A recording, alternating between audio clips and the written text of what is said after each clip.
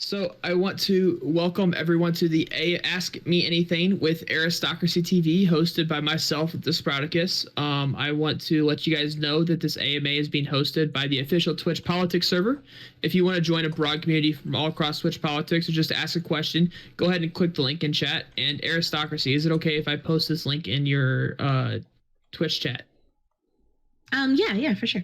Okay, all right. So this is the link that you guys are gonna have to follow here, and if you have any questions, just go ahead and type it in that exact channel in the Discord. It's going to be labeled Aristocracy AMA September 23rd, which just so happens to be today, by complete accident. Okay.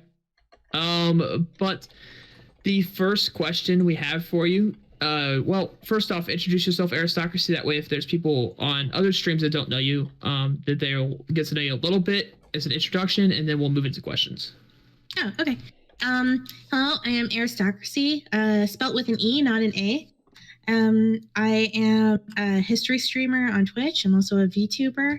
I use an avatar for safety reasons. Yeah,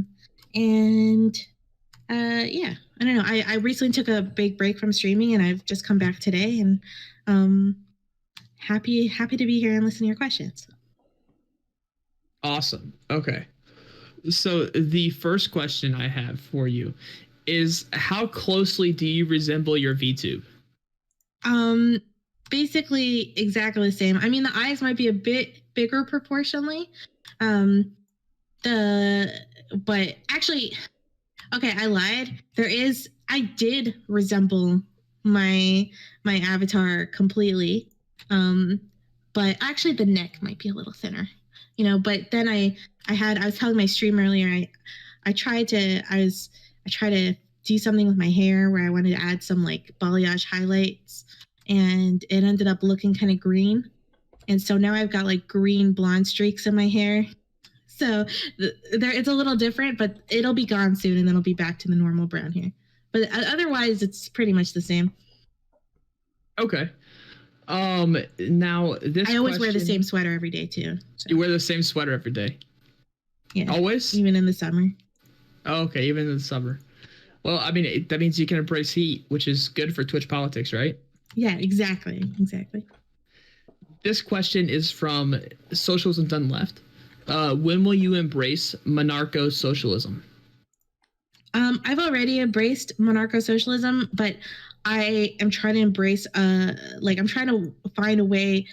I'm already struggling to find it, struggling to figure out how to make it work logically, because it's completely inconsistent and doesn't make any sense. But I was thinking I really want to add anarchism to it. So it's like anarcho-socialist monarchism, where like the monarch guarantees the right of the anarcho-socialists. And I feel like that would be very effective and would fix all the logic problems. Okay. The next question we have is from, excuse me, I don't know how to pronounce this person's name. F line 1 plus S. I don't know who this person is, but what are your views on corporations? It would depend on the corporation. In terms of like my views on capitalism and whether or not I trust corporations, I don't necessarily. I think it would be silly to trust corporations because they care about profit, and I don't blame them for caring about profit. That's kind of like the game right now. But because of that, I think there should be some regulations to protect us from corporations only caring about profit. But I've seen the consequences of historically of corporations, and I mean just businesses in general not having regulations. Like if you look at a really, really old home, like a home built built in the early 19th century, you'll actually notice that the stairs are uneven, and the stairs are often really steep, particularly if they're in the service side of the house, like the maid section. They often have these really steep stairs. It used to be like this. One of the most common forms of death used to be like people falling on the stairs, and it just doesn't happen anymore. Like sometimes old people fall on the stairs, but the reason why is because we figured out that that the way the human mind works with like muscle memory and stuff is that you need like a consistent space between each stair to make sure that you're not going to fall, and to be so you can be carrying heavy equipment and do this on a regular basis and all that kind of stuff. And no one cared about that originally before regulation. There was just no incentive to make staircases that people weren't falling on regularly, because there's just no proper, like the free market did not answer that solution. People were still regularly going to the same businesses because they cared about the quality of the staircase or how good it looked and the quality of the wood, but it wasn't, no one was talking about the falling. No one thought that the falling was a solution, an issue. And once that became like a regulated thing, it completely fixed the problem. Now it's very rare that people fall on the stairs comparatively. Like it's not like a regular problem like it was back then. But anyways, so I think in general, I believe in regulated corporations, and that's how they work the best. For the sake of the stairs. I've never heard this stair story before, so it's extremely interesting.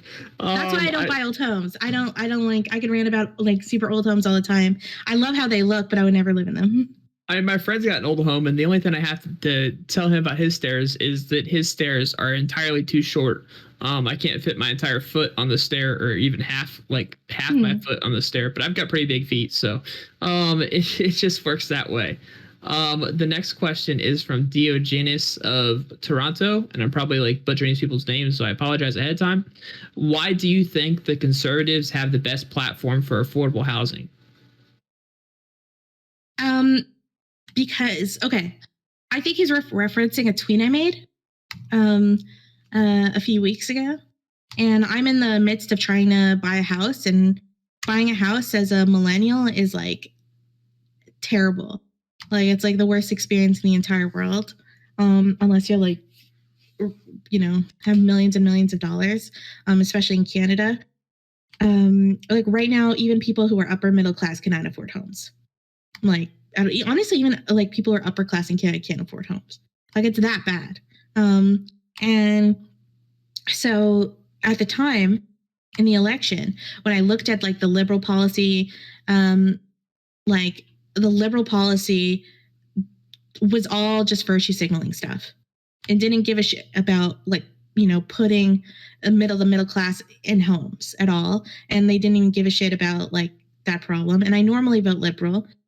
And the Conservative Party was the only one that actually seemed to start caring about a solution. It was frustrating because I don't want to vote Conservative because I have tons of issues with the Conservative Party.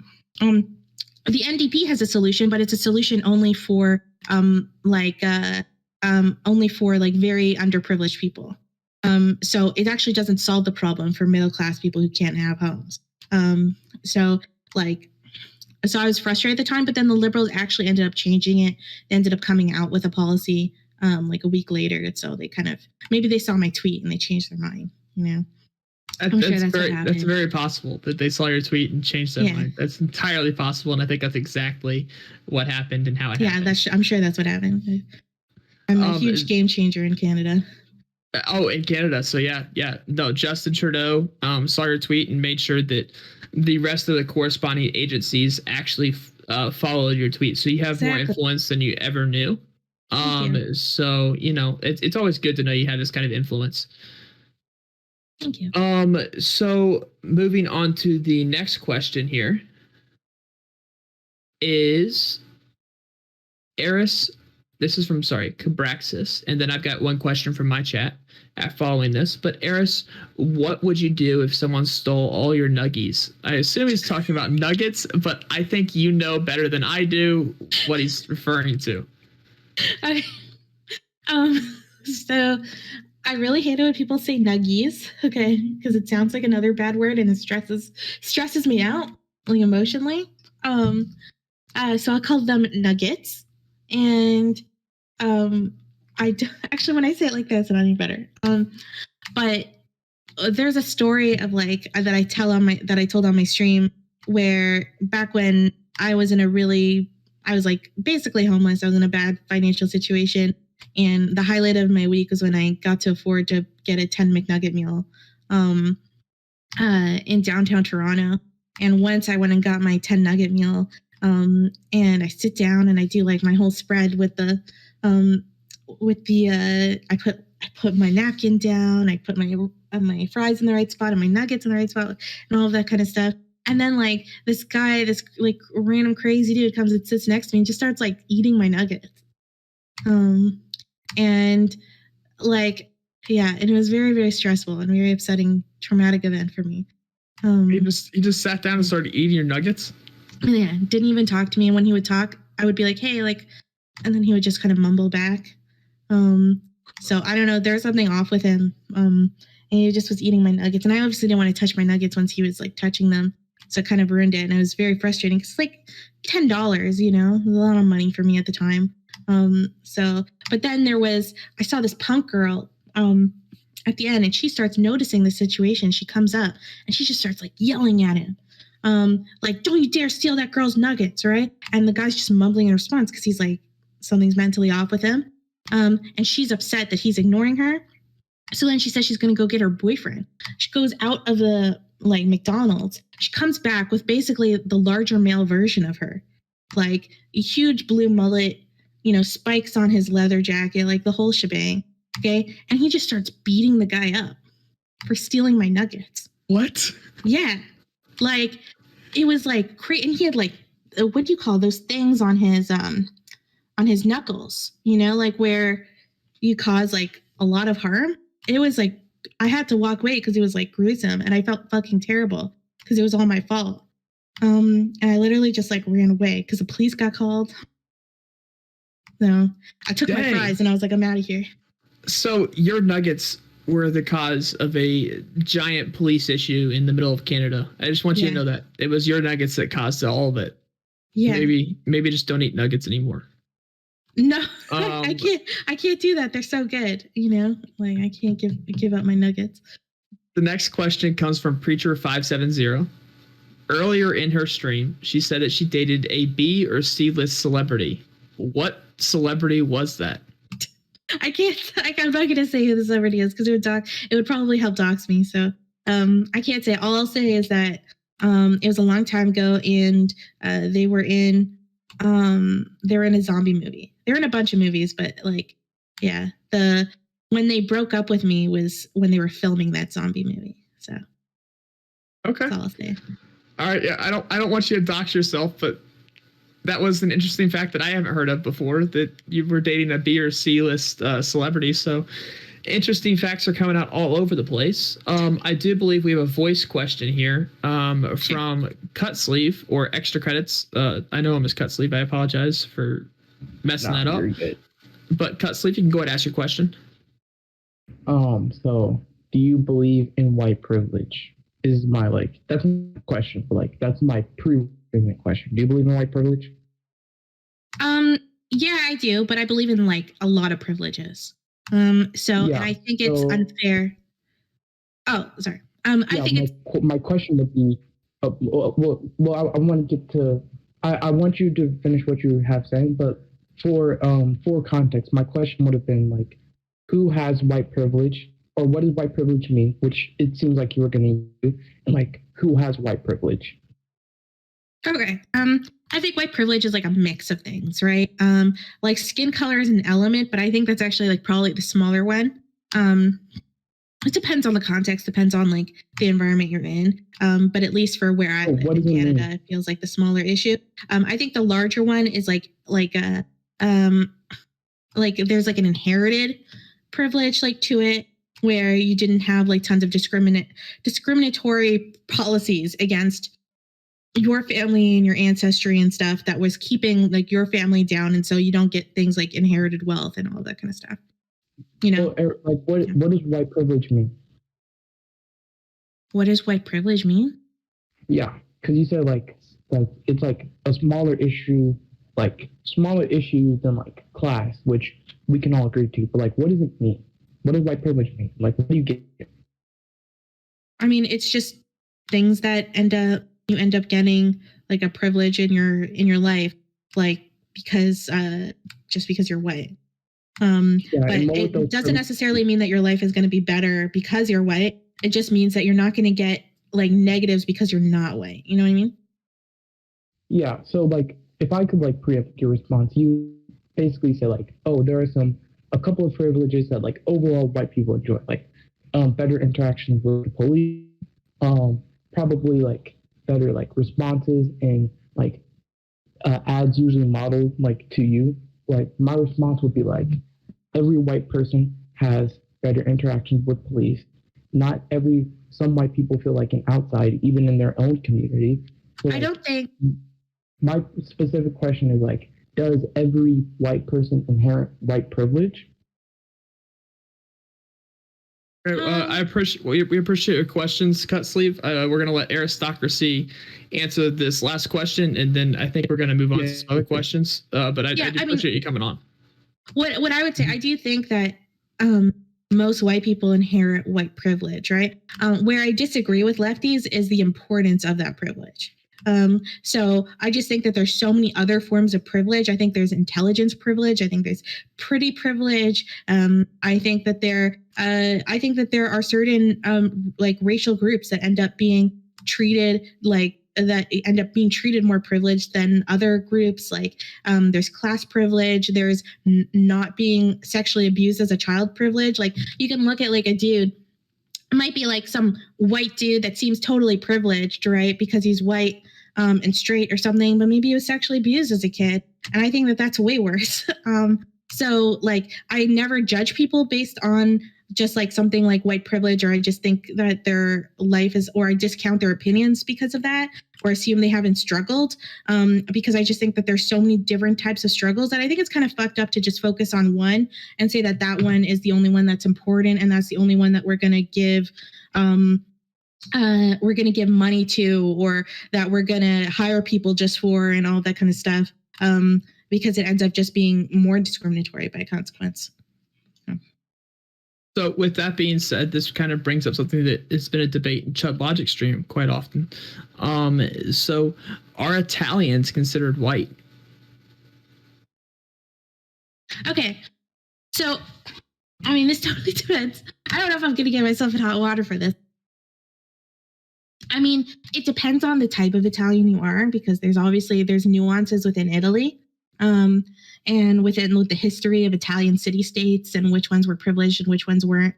I do think that white culture, when people talk about white culture, I think that actually comes from Italy. It comes from the Romans. It's, at the end of the day, it's Latin Roman culture. So if anything, they're actually the epitome of whiteness, in what most people would consider in our global definition of what whiteness is, which is really Westernness. There it is, ladies and gentlemen. There it is. The debate has been settled. Italians are the epitome of whiteness. Yeah, I mean, in reality, they were the ones that that came and imperialized and colonized the Britain and the native Britons from the region and all that stuff. And those people would have visually be considered white, but our image of what is whiteness is being really changed over time. Like now it's kind of, we consider it much more about blonde hair, blue eyes because of 18th century pseudoscience. But it originally was a very Roman idea of like short hair and that kind of like angular Roman kind of Italian nose, and all those things that were considered very dignified. So that kind of stuff just changes over time. No, I completely get you there. I do want to give a little break. We do have a celebrity who is going to do the ad for us. So if you could welcome former President Donald Trump. Okay. All right, guys. So I just want you guys to know this is being hosted on Twitch Politics. Okay. One of the best political servers on Discord. Okay, so if you join Twitch Politics in the link that's going to be provided in the chat, you can have your questions put out in chat form, or you can join the line, which is the longest line you've ever seen. Okay, and you can join that line and you can ask your question to Aristocracy personally. Okay, I'm former President Donald Trump. All right, thank you, Donald Trump, for that. We do appreciate it. At the same time, we do have someone who is here to ask a question. Then Zonia, I do believe I pronounced that correctly. What is your question for Eris? Yeah, you pronounced it correctly. Thank you. Hey, Eris. Hey. Okay, so this is a little involved, but what are 3 historical figures that are most important to you personally, and why? Oh my god, Sonia, that's like the hardest question ever. Sorry. It totally depends on the day. Like, and I probably really regret my answer to this tomorrow. Well, that's what I was kind of asking personally to you, like kind of like you as a person, maybe that really helped you formulate a lot of ideas for yourself and maybe around your ideological leaning or something, anything like that. Or we could just reduce it down to one if it's going to be too complicated. Yeah, it's so hard to say. There are people that I really admire. It's hard not to admire a lot of like Roman senators and stuff, like Cicero, or Caesar himself, because we have their writings, and when I can read their writings, or like Marcus Aurelius, like you really bond with them. I honestly I really like George III a lot. George III of Great Britain, the sad mad king in Hamilton, because it's the story of a guy who struggles with mental health, and he's completely self-aware. He's aware of his privilege. He's aware of how ridiculous his position is as like the king and all of this stuff, and he wants to use it for good and to fix it. He actually came from the House of Hanover, which was a German house that was literally just brought in. They were so distant. They were brought in specifically by the British Parliament because they were the only ones that were Protestant and so they were brought in, and they didn't speak English or anything. So George I didn't speak English. George II didn't speak English. They hated England. They thought it was like this backwater, awful country. And George III was like the son, and he hated his parents. He hated his dad and his grandparents. And he was like, fuck this. I want to embrace this country that has welcomed me in and chosen me to be their king. And he learned the language, and he embraced the culture, and he worked so hard. He studied law and philosophy, and he was like a true intellectual, and he was kind and romantic, and like he loved music and all these things. Like he would have probably, like, I feel like I would have been friends with him, and then but he struggled significantly. His children all disappointed him immensely. He struggled with mental health, infamously, where he would have like these bouts of kind of madness, and he'd realize when it happened, and like in the midst of it, he ends up losing, the United States, which he was distraught about. And like it's like a tragedy of someone with so much potential. And I guess I kind of identify with that, like of like the struggle with mental health. So and it's sad too, because he's remembered only as a mad kid. And that's his image for forever, were people making fun of him in Hamilton and stuff. That's why I couldn't even watch Hamilton, like, because I mean, they're making a joke of it, but it's just sad to me, because it's like this guy was such an extraordinary human, and it's just like mental health just destroyed him in a time when no one could treat him.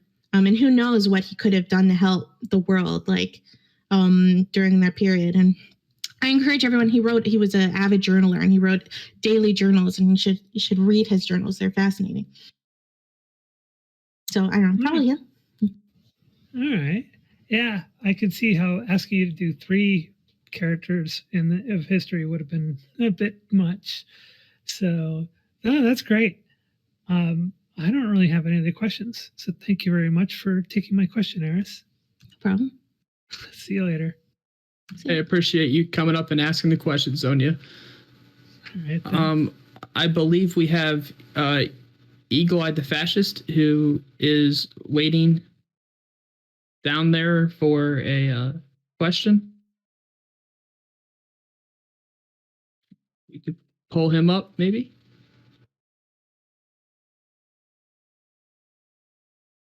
There we go. Eagle-Eyed the Fascist, you are up. What is your question for Eris? A great name. Hi, Eris. So I got two questions. One, you said earlier that there was a guy with a blue mullet that saved you from the Nugget thief. No, it wasn't a mullet. Oh, okay. Sorry, it was a mohawk. Did I say mullet?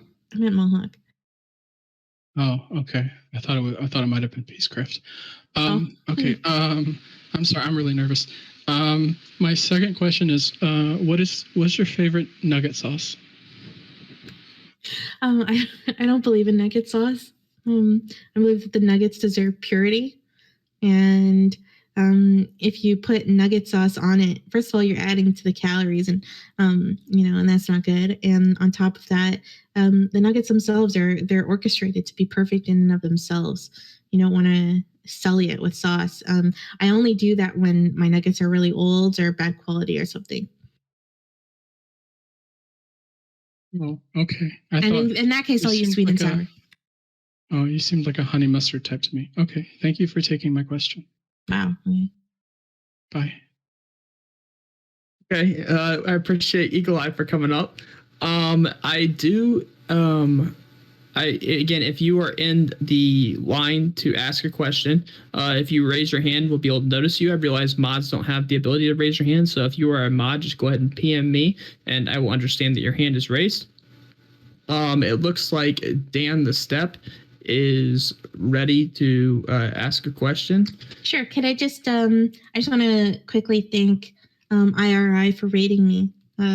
Really appreciate that, dude. You're a super cool guy. So yeah, thank you so much for that raid. I'm doing an AMA right now on the Twitch Politics server for new raiders. And then we're gonna get back to the stuff we were watching before. Actually, mods, yeah, you can PM Tom. I apologize. You can PM Tom, and we'll work out it that way. But Dan the Step, you have your hand raised. If we could get him on stage, and then he could ask his question. Sure.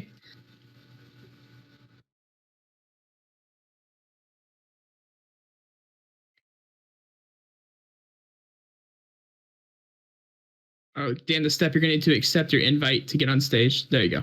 All right, Dan the Step, you are live. If you could ask Eris whatever question you have, and we'll move forward with that. Okay, as someone also coming from this history field of academia, do you have like a plan of when you're going to come out with your finished thesis after you do your PhD program? No, I don't know if I'm going to. First of all, I don't know 100% if I'm going to finish it. I'm just focused on the streaming, and I'm really trying to not. I might be burnt out of academic stuff, to be honest. I've been doing it for 10 years, and it's emotionally draining. It takes your soul. And I don't know, like if I'm going to. Yeah, sorry to my stream. I accidentally had you really loud, so. So I heard all their ears.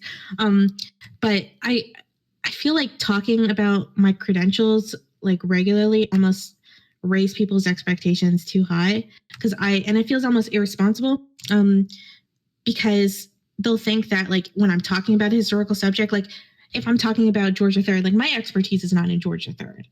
I just like him. It's just as a person who's just like a fan of history, like a hobbyist. I'm fascinated with it, and I'm sure a George III historian could like slap me on a bunch of shit.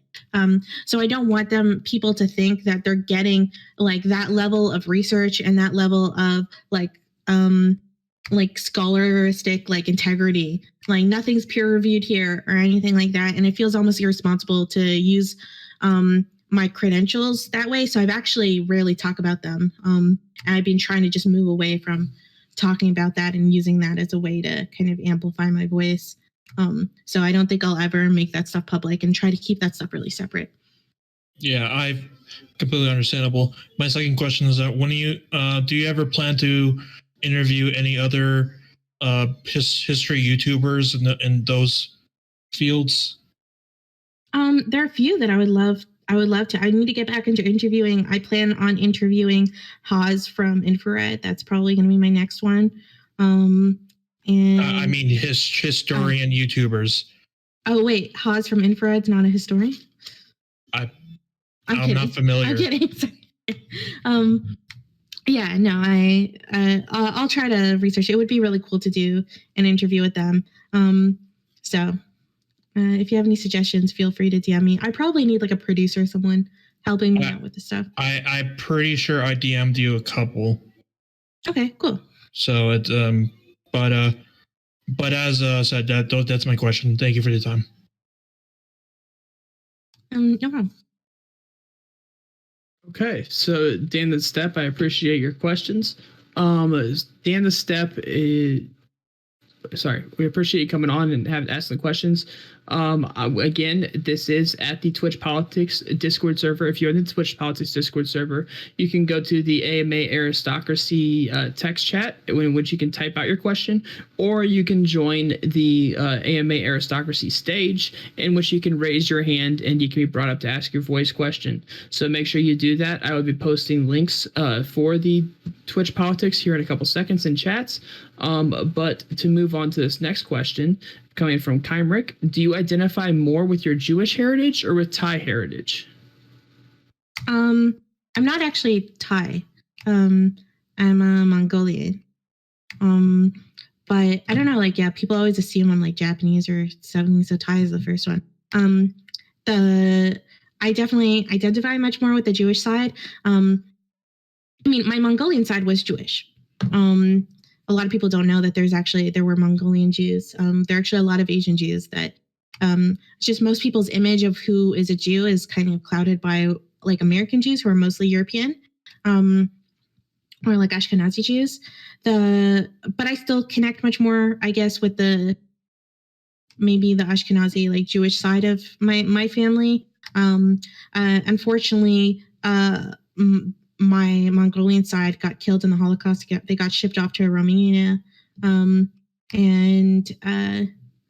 so my grandfather lost his entire family and all the history in their home and like anything about it, like the language, like all of that kind of stuff.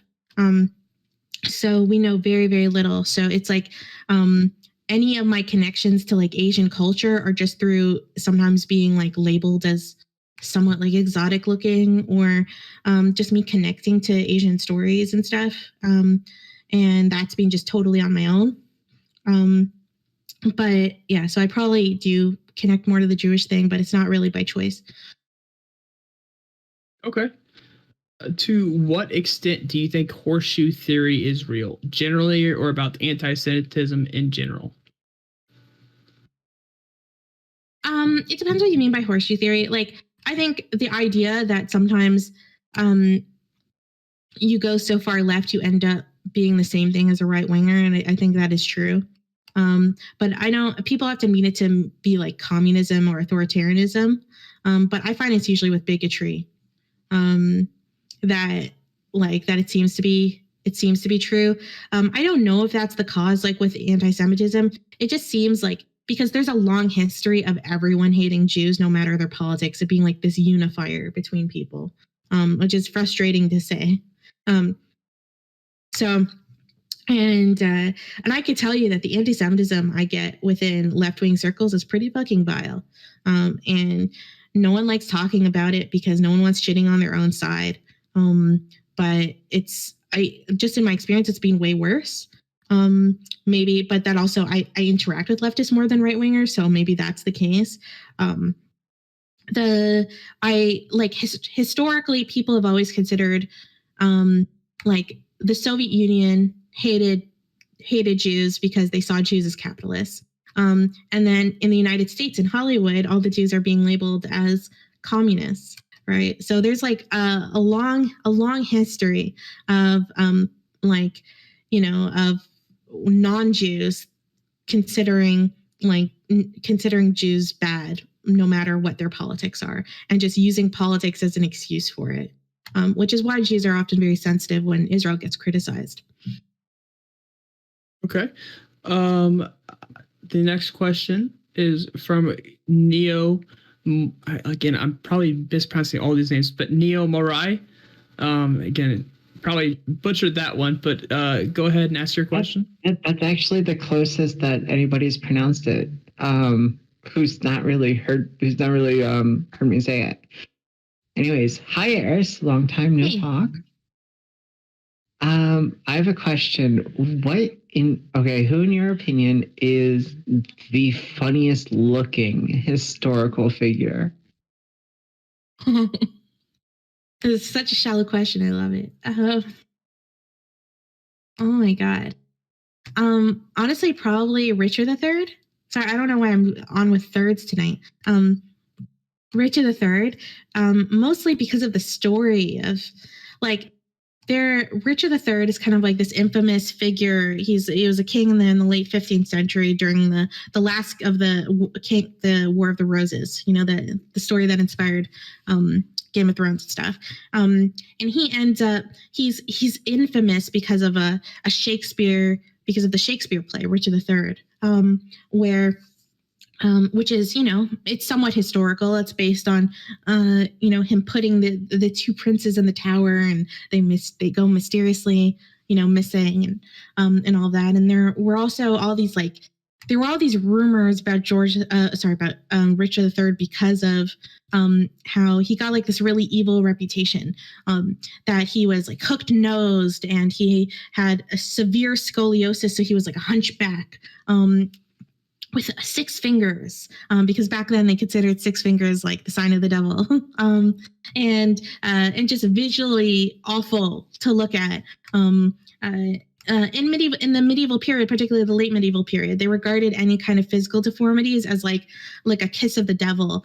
So if you were physically vicious to look at, you were internally vicious, and so it's like historians are used to kind of reading into the stuff. Like whenever like they read about someone that has a negative reputation, they'll often be described, like Anne Boleyn was said to have 3 fingers, or like, things like that.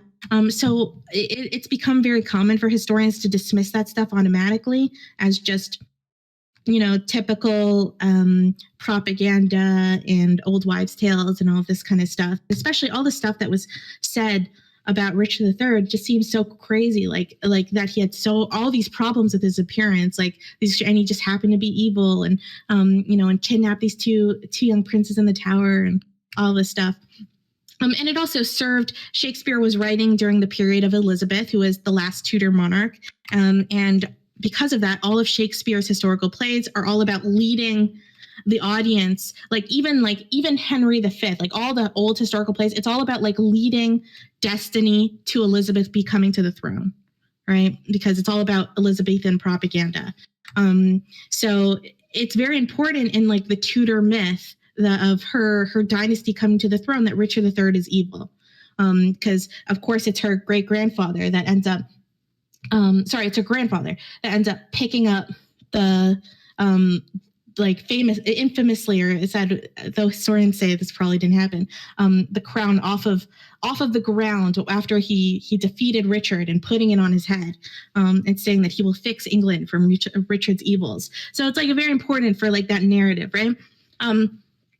And so like historians kind of dismissed a lot of these stories, especially lately, like in like the past like 50 years, like no one's really taken that shit seriously about Richard III. Everyone just assumed Shakespeare was just, like, a lot of the shit was bullshit, that Shakespeare was just pushing propaganda to make Elizabeth happy, and and that it wasn't, and that Richard really wasn't evil looking. He probably wasn't actually evil, and he definitely didn't have all those physical deformities, like that's always made up. And then they found, I think in 2012, they found his body. Like they famously found his body somewhere in England. They found his burial ground. And what do you know? He had all those deformities. Like all the things, all the rumors and shit, like the weird fingers, and he had severe scoliosis and all this stuff. Like all that turned out to be true. So I just find that insanely fascinating when like the truth ended up just being pushed for like 700 years. It ended up being kept true. Like when everyone just thought it was like some quack story. It's fascinating. So yeah, he's probably my favorite in terms of the weird looking ones. Okay. Also, I know Destiny's been streaming for a long time, but I didn't know that he was streaming for so long that even Shakespeare was trying to lead him. I have one more that's kind of a meme question as Sure. a fellow Central Asian. Is it true that the Mongoloids built civilization while the Anglos were nothing but barbarians? Yes, of course. Of course, right? Thank you. We taught them how to ride Yeah. horses. All right, I appreciate you coming on. I appreciate you coming on, Neo, and for your questions. This one's coming from the Hammerite. Eris, do you believe that Israelites are being genocided by the Palestinians? No. I do think that there are specific Palestinian groups that want to genocide them. And I see this is one of the reasons why I find rhetoric about calling Israel's like war crimes against Palestinians genocide, because it's often used as a justification for genocide against Jews and Israelis, like Israelis too. But yeah, I don't think the Israelis are being genocided or anything. Okay. The next one kind of closely follows that. It's from the Hypertroller. In your view, should the U.S. fund the Iron Dome?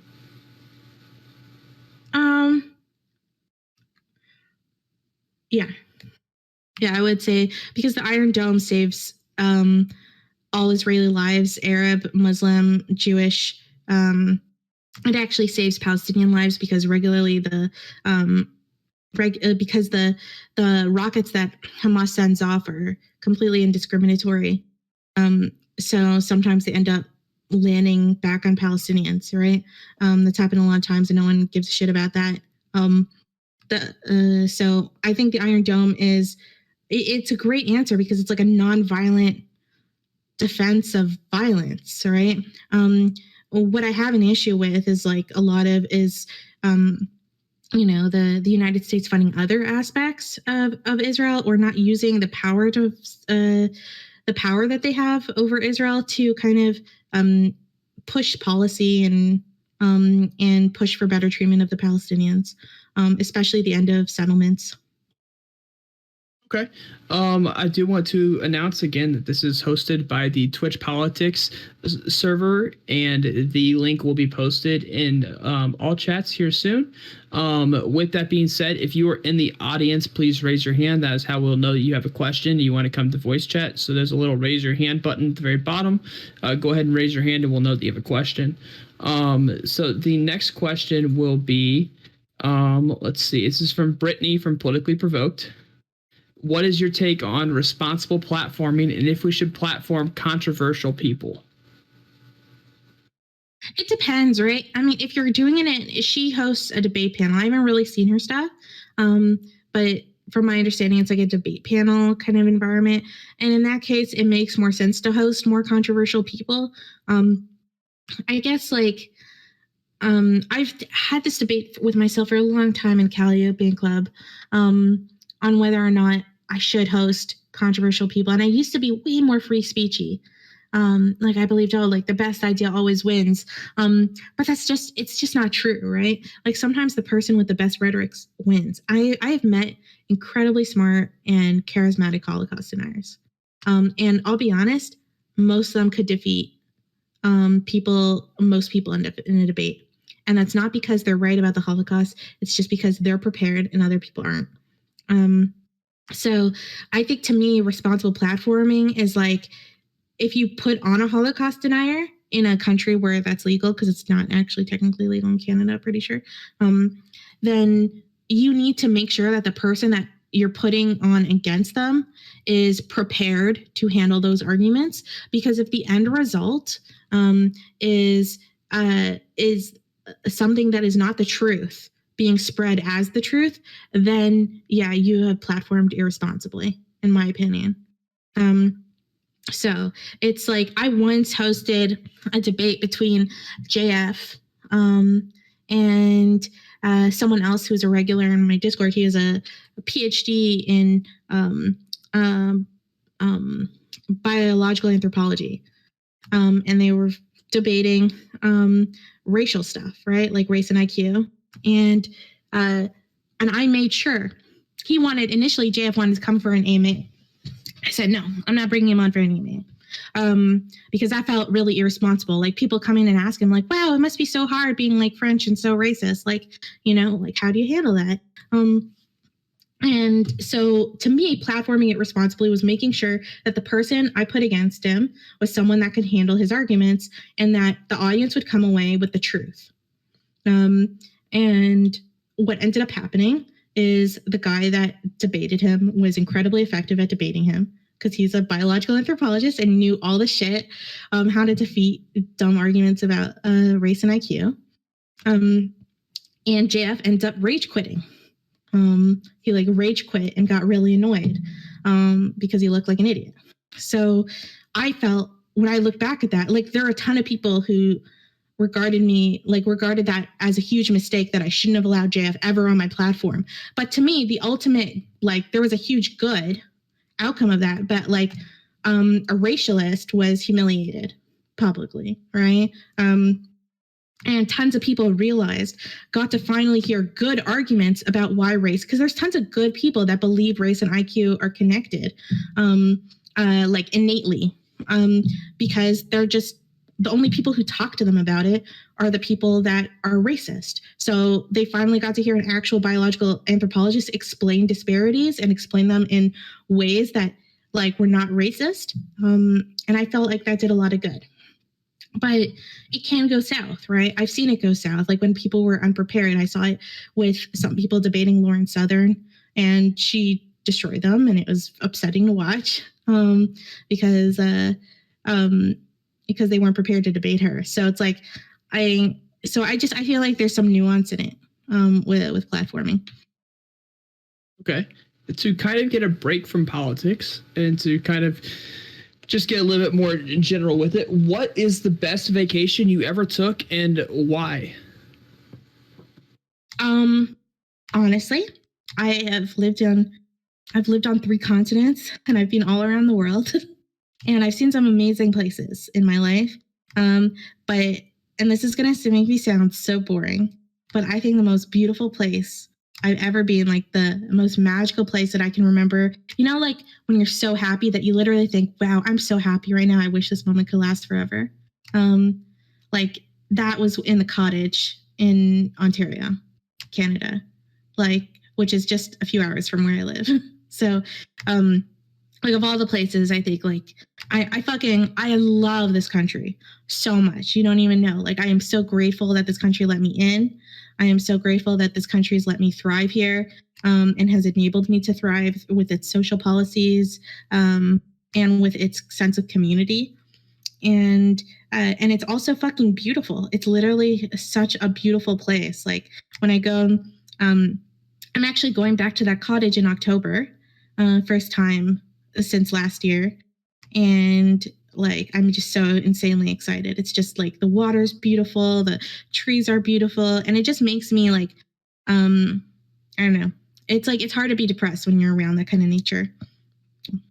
I've never been to Canada, but now you're kind of making me want to go to Canada.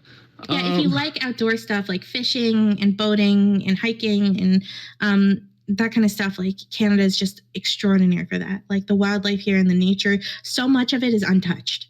It's like you go to places like Europe and the Middle East. Like I come from the Middle East, so it's like, and it's so touched by everything constantly because it's so old. But in reality, like Westerners have only been screwing with North America for a very short amount of time. So there's still a lot, and I don't know how long that shit will last. But there's stuff that's so beautiful, like to see. So yeah, I love the cottage, and it sucks that it's so expensive to go to cottages now because of coronavirus, because it's just extraordinary.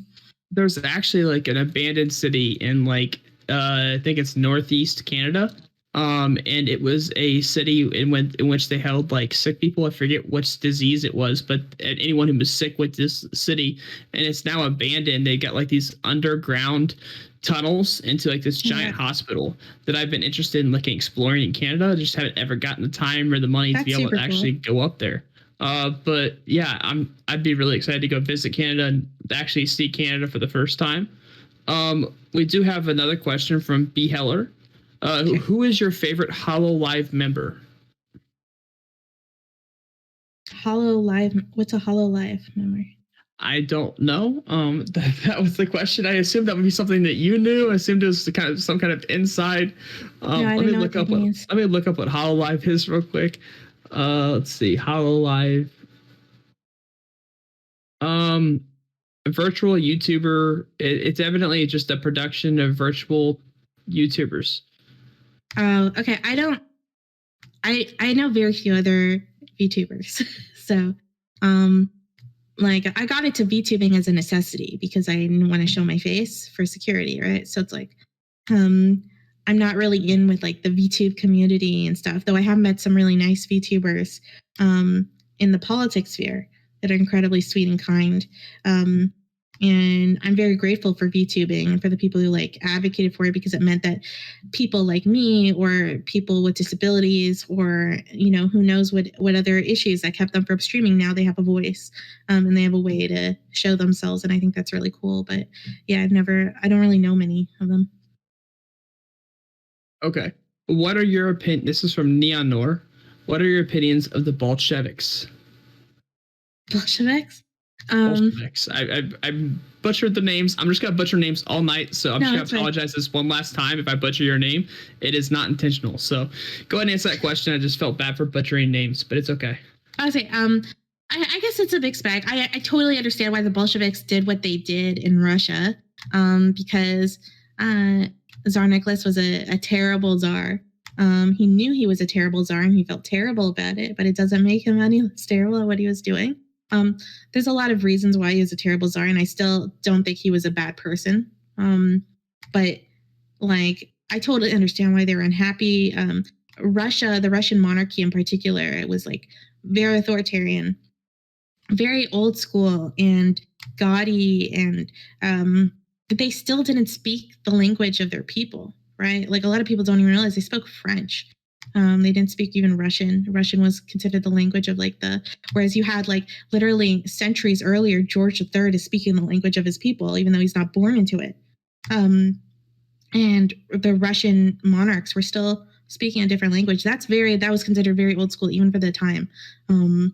So, you know, I don't want to say they deserve to be on their phone, but if anyone deserved to be on their phone, it's probably them. And so I don't blame the Bolsheviks for that. I understand the revolution, and all of that stuff. I don't think it was cool. I don't think it was good what Lenin did to the Romanov family. I think that was really fucked up, and I think he knew it was fucked up. But yeah, I understand it. I understand it, especially like there were so many steps along the way, like that led to the Russian Revolution, that you would have been an idiot to not be able to predict it. Like there's some things that are like, it's hindsight's 2020, but like I really feel like if I was like in Russia in like, you know, 1911, 1910, I mean, even before then, even in like 1890, I would be like, yeah, this shit's gonna go down soon. Because there are just so many signs. Okay. Well, here is one name I'm not gonna butcher. It looks like Carl is here to ask a question. So Carl, what's your question for Eris? All right. I'll be a little bit honest. I'm kind of doing a persuasion here. So knowing that you are familiar with Toronto, I want to know how you feel about the Pickering nuclear generating facility, and knowing that Quebec is going to sell about 10% of its hydro capacity to New York. Do you think that you need to save that clean electricity generating resource, or is shutting it down in the next few years A-okay? I get concerned about nuclear power. I'm not an expert at all, right? So I probably sound like a total idiot. All I'll say is that I have a bias towards history, and historically nuclear power has a lot of problems because human beings are very faulty. I don't think it's necessarily a nuclear issue. It's an issue with humans. And also as the environment with climate change, I try not to talk about climate change because it actually gives me like panic attacks. But as the climate gets worse and the environment becomes more and more tenuous and unpredictable, it does scare me a little with nuclear power. But again, I'm not an expert, so I don't know if there's ways to deal with that and prevent that from happening, like Chernobyl style incidents, because I know most of them are usually human error. But you know, So I don't know. I wish there was another solution that was also clean, that was as efficient. But I'm not a scientist, and so I don't know. I would probably leave it to you, because you seem to know much more about the subject. I would love to do a persuasion right now, but I'm going to let the AMA continue. So thanks for your honest opinion. Also, I just want to thank Dr. Hume. You are a good friend, and thank you so much for that raid. Really, really appreciate it, dude. Yeah, and I'm so happy to see you growing and all that shit. And welcome, Humers. Welcome. This is my one time that I'll be nice to Dr. Hume. We are rating you. Put your hands up. We want all your good takes. Oh no, I can't put my hands up. Literally, I don't have the ability. It appears as if Samantha has a question for Eris. So Samantha, what is your question for Eris? Hi, Eris. Hi. So I have a couple of questions because I can. Okay. First one is, you being Canadian, okay? Actually, first I should thank you for coming here and welcome back. And now I'll shit on Canada. Okay, so you being Canadian and everything, how do you feel about, a majority of the Canadians that go out into the world being people like Celine Dion, Justin Bieber, Nick Fuentes, Lauren Southern, all these alt-right people that people assume are Americans are actually Canadian dirtbags? What are your thoughts on that? I don't think Celine Dion's a dirtbag, right? Excuse me. I don't really like her music. She speaks French. Oh, that's a good point. You make a good point. But I don't know. Justin Bieber's pretty chill. I met him once on a boat. And he waved to me, and he almost Wait, you met Justin Bieber on a boat? If anybody from Canada I thought would be meeting other people on a boat, it would have been Lauren Southern. No, I know. Well, I was on a canoe, and he was on a motorboat with his wife. And his motorboat went a little too close to me, so kind of gave me a wave, and I didn't turn over or anything. But then he kind of waved and said sorry, And I was Wait, so Justin Bieber motorboated you? Oh my God. No comment. Yeah, I guess it's interesting very fast. Yeah, and his wife did it too.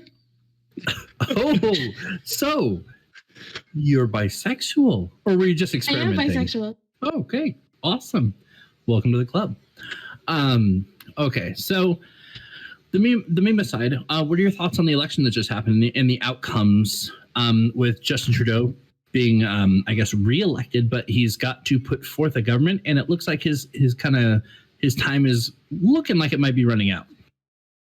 I don't know. I hope he puts together a government. I have had a lot of problems with the current Liberal government, but I also don't think there's a better solution right now. I didn't even vote for him because I was and I'm particularly annoyed with the Liberal candidate in my area. I actually voted Green, but I was pretty happy with it. I didn't want them to get a majority, but I would be really unhappy if the Conservatives formed a government or the NDP, because I really, really hate the NDP. And it doesn't have as much to do with policy. I've got some issues with them on policy, but I feel like they welcome and they attract anti-Semites. And unlike the Labour Party in the UK, they haven't acknowledged it or dealt with it in a serious way. I mean, Jagmeet Singh has kind of he said, "Oh, anti-Semites aren't welcome in our party," but he's not actually acknowledging the problem that there is there's so many incidents that have happened over and over again, and no one seems to care, and it's only news within the Jewish community. And I know so few Jews that vote NDP, even people that are very, very leftist, very I had one friend that was one of my few Jewish friends that was a huge NDP supporter, had an anti-Semitic incident at an NDP convention. And she never voted for them again after that. She was going to run for them. So maybe the NDP was just saying, hey, no new anti-Semitic members. If you're already in your anti-Semitic, we'll keep you. Just nobody new. Maybe I don't know. I think it's just when they get caught, they kick them. But they are but they have been doing things. I mean, there's an issue, like they're much more critical of Israel, so they're going to attract more people that are critical of Israel, and some critics of Israel often go with anti-Semitism, not all, obviously. But there is, this is why I've tried to do this on my stream regularly to explain that like you can be incredibly critical of Israel and think the government is disgusting and the way they're treating the Palestinians is abhorrent and not be anti-Semitic. But that involves a little bit of work. And a lot of people are not willing to put in that work. So I don't know. Maybe they should hire me and I could fix it. I could fix it for them. Okay, before I leave, I don't know if this is asking too personal of a question. Who did you vote for then? Or did you vote at all? Oh, I voted for Green. I went Green Party. So. Weren't they at the... Oh, no, not at the bottom of the vote. They actually didn't do too bad. They did second worst. Second, yeah. And you know what's funny is, and I'll send you it. The voting turnout seemed to line up with their vaccination rates as well. I'm not even gonna lie. Oh no. I honestly I voted for NDP mostly because I tend to sometimes I vote on character. I've talked about on my stream like why I don't often vote on policy. It seems unintellectual, but I feel like I have good intellectual reasons for doing so. But the leader of NDP is she's a Black Jewish woman that is brave and smart and her own person. You can't put her in a box. I love people you can't put in boxes. She's got a lot of integrity, and I like her a lot. And it takes a lot of balls to advocate for Jews in an anti-Semitic space, and she did that. And so she's got a lot of respect for me. So yeah. So awesome. I like that. Thanks for answering the questions. And I sent you a photo of the vaccination rates, which kind of line up with almost exactly how the voting turnout went. And yeah, thanks for answering my questions and tolerating my fun little abusive Canadians at the beginning. And thanks for being here. Thanks for having me. Thank you, Samantha, for the questions. I have a question from chat that's been waiting for a minute, and then we will get to Wordy, who's waiting for a voice chat, and then we've got a couple of voice chats after that. This question is from Collective. Do you believe that the Christianity that evolved from Constantine is still rooted in the teaching of Jesus, or if all the influence from the pagan religions during the Roman Empire have completely bastardized it? I don't think it bastardized it. I think it makes it better. I think my favorite parts of Christianity, I mean, I'm not a Christian, right? So I don't necessarily believe in that stuff. No hate to anyone who does. But all the things I love about Christianity kind of come from a lot of pagan traditions because I love traditions in general. And I love doing something. It's one of the reasons why, like, if my parents are watching, please turn off your headset. But it's one of the reasons why I celebrate Christmas as a Jewish person. And which people think is always like totally crazy, but I love it. Like I love like the whole like Yule winter vibes with colors and gift giving. Because that's a tradition that is being practiced in Western culture for thousands and thousands and thousands of years, no matter what religion. It's extraordinary. So it's like I love it, and I don't care like what religion people use to make it more magical. I'll take whatever. I love the environment of gift giving and pretty lights and stuff. So I don't think it's bastardized. I think it just, gave it better aesthetics. I'm cool with that. Okay. Wordy, you can go ahead and unmute. What is your question for Eris? Yeah. Okay. So the first is just a small meme when Neo wants me to ask what you think of us dating. You and me? No, me and Neo. Oh, you and Neo. Mm-hmm. Okay, I thought I was like, this is a weird way to. No, sorry, I didn't mean like that. If I heard that you guys were dating, I forgot about it. But if you guys are dating, I'm very happy for you. Cool. I don't know enough about you, but you should treat her well. That's fine. She's a incredibly smart.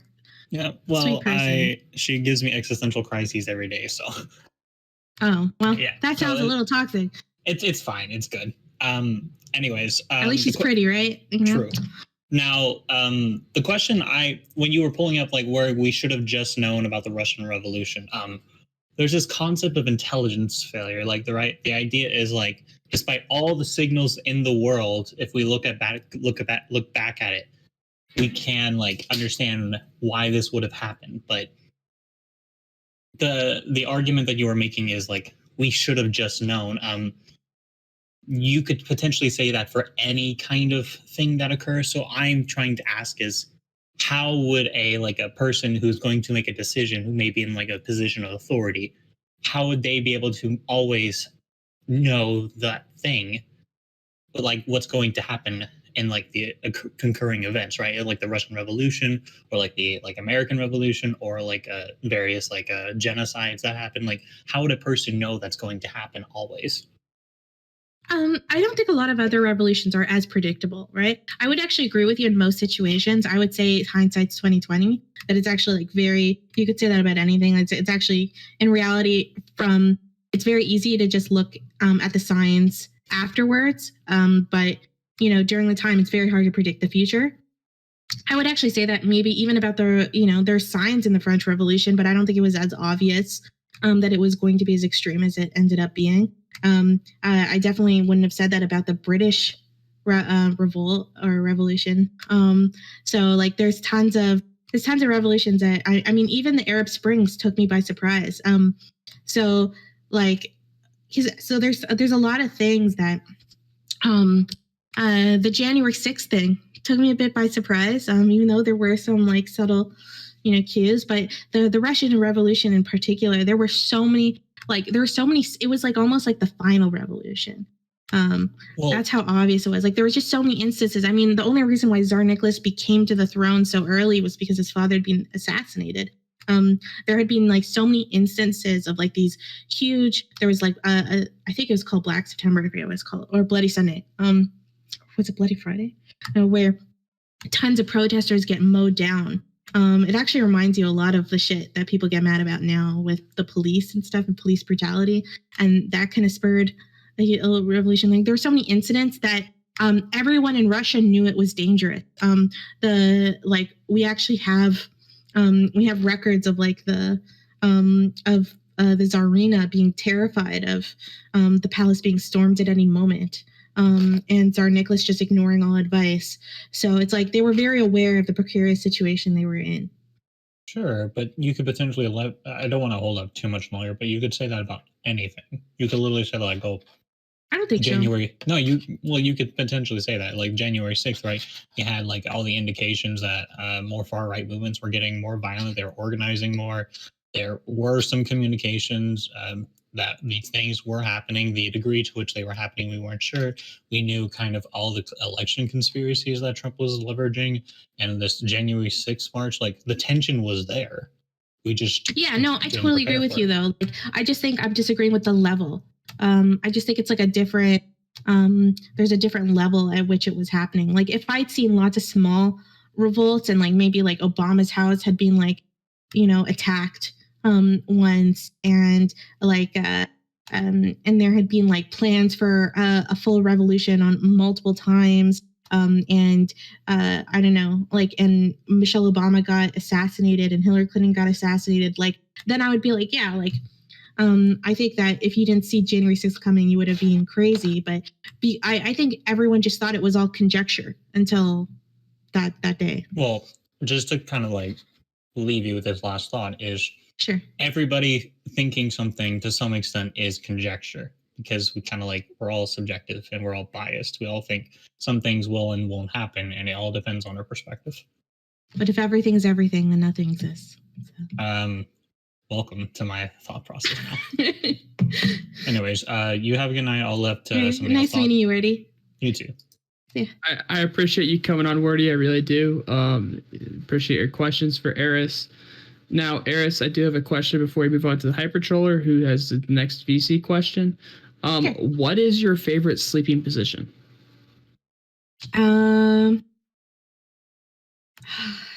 Okay. I'm trying to find a way to word it in a way that's like appropriate. I would probably say I end up sleeping on my side mostly, but I would prefer to sleep on my front. But it gets uncomfortable because of my lady areas. you know. So I end up having to sleep on my side. But I would like to sleep on my front. If Okay. possible. If I were a man or if I didn't have boobs, that's what I would do. Okay. Fair enough. Hypertroller, what is your question for Eris? Hello. Well, I put in a couple questions in chat. I got about 5, I would probably say. I believe I asked your first one about the Iron Dome. Oh, okay, cool. So I guess the second one would be, should countries or states have multiple lines of production for critical infrastructure? Like I've been pretty pilled on like redundancy and like domestic production. So like we should have our own medical equipment production, drug production, like chip manufacturing hubs and stuff like that. Like what's your position on that?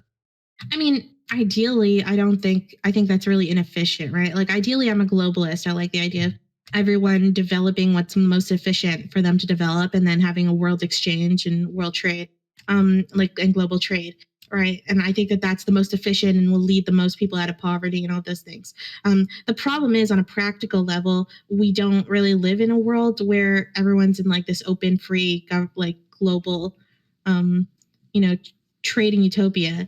And in reality, countries are in very bad positions. Like in Canada, we ended up being, even though we are one of the best vaccinated countries right now, we were very slow to get vaccinated, and we only started getting vaccinated like months and months and months later. They were vaccinating like teenagers before they were vaccinating doctors in Canada, like teenagers in the U.S. So, and because the conservative government had gotten rid of our vaccine production, like 20 years ago or something. So of course every country was prioritizing themselves. So of course, like in moments like that, you wish that you produced all your own shit. But I think like it's useful in the short term, and I understand that, but in the long term, I don't think it's effective. But in the short term and selfishly, like on what's more useful for me, I'd prefer Canada produce its own stuff. Yeah, like it would seem that it would be better to have domestic production, because it would also get rid of like outsourcing issues where job labor leaves, as well as pollution issues too. If you care about pollution, we outsource a lot of production. Yeah, outsourcing that pollution too. Yeah, and then it's all up to them how they handle that pollution. Yeah, that's a good point. Okay. Do you believe what level of redundancy do you think there should be for like supply chains? Oh, that is way past my, way past my brain. I can't answer that. Okay. And then let's go with number 4. I hear a lot of Canadians believing that there should be like we should have like a popular vote system. And since this is like the second time the Conservatives have won the popular vote, last time being Andrew Scheer, he won by, I believe, like 2% or whatever. And this time the Conservative Party won again. Should Aaron O'Toole be the prime minister because he won the popular vote? Honestly, in Canada, I would support the popular vote. And if that's who wins, that's like, and that's what Canadians wanted at the end of the day. I mean, I've got tons of issues with democracy, which I've talked about a lot of. But I don't think I understand why the United States doesn't have a popular vote, because there's like all these regional issues, and you would end up having like, places like California dominating or New York. But at the same time, the consequence, no democratic system is going to be perfect. And the consequence to not going with a popular vote is the people who really suffer are mostly immigrants and mostly like people of certain minorities. So for example, like if you live in Toronto in Canada, your vote barely matters. Like, I know this isn't a popular thing to say, but it's kind of true. It doesn't matter that much. It's because you're in such a heavily populated area, and most immigrants do live in heavily populated areas. So immigrants, just their vote just counts less than if you live like in a more rural area. And I think that's really shitty and undemocratic. But at the same time, I understand that people have different needs in, like, it would be really shitty for like the majority of people in the city deciding on shit for you in your region. But that's one of the consequences to democracy. So you just have to pick the lesser evil. Yeah. I mean, if we're like talking about that part, like I used to live in like northern parts of California up in the mountains, and there would be constant issues about how like southern and middle California was stealing the water from the rural northern California, and the problems that would cause, like even up in the mountains. And the regulations voted on and pushed on by people like in San Francisco and LA would cause forest fires up in the mountains because they wouldn't allow us to like clean the forest floors. Yeah, no, exactly. There's so many problems with it. I don't really know the solution. Okay. Great talking to you. Maybe talk to you later. Nice talking to you. Thank you for your question, Hypertroller, and I appreciate you coming on and asking the questions and participating in this. Next, we have Synth, and Synth is going to ask her question. What's your question for Eris? Hello. First of all, I want to say that Italians, some are POC. They're not the original white people. Okay, fuck you. And second of all, I pissed off so many Italians. What's your favorite ice cream, buddy? Okay, I'm not a huge ice cream person in general. I don't really like really sweet things. True, so my favorite ice cream is actually a vegan ice cream. It's like blueberry coconut, and it's so good. Like I love vegan ice creams. Yeah, like the only awesome. I was once vegan for 2 months, and it's because I just ate that ice cream. So, like it's very, very good. I also really like mint chocolate ice cream. I like chocolate a lot of things. Oh God, you ruined it. I'm sorry. Okay, I like chocolate a lot of things. My problem with ice cream is like the milk. It ends up being too rich for me. So if I eat like vegan ice cream, then I like everything. I like chocolate chip cookie dough too. Yeah, that was really all I had to I literally just got home from exercising, so I just thought of that real quick. But hey, it's good to see you back streaming. Thanks. I'm glad you're back, and have a good rest of your stream, buddy. Thank you. No, you're good. You're good, Synth. I'm also Italian, so evidently I'm also the epitome of whiteness. You know, I feel like Italians would be so narcissistic that they would be happy that I call them the original white people, right? Like, that everyone else is just like a fake copy. So, Eris, for this question, kind of close your eyes real quick. All right, so you're at a wedding, you're at a party, you're at some kind of like at some kind of like party where they're dancing and stuff. All right. What song will 100% of the time get you on the dance floor? You're going to drop whatever you're doing at that point in time and you're going to go to the dance floor. What song is that?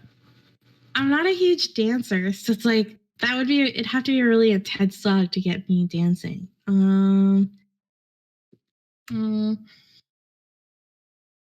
I'm going to say the most Jewish thing ever. But it would be Hava Nagila. You know, where it goes like, Hava, Nagila, Hava, that kind of song, where people would dance in a circle. Like, I can't resist that. You know, it's in my blood. Can't help it. Good to know. Good to know. Carl, did you have a question? Another question?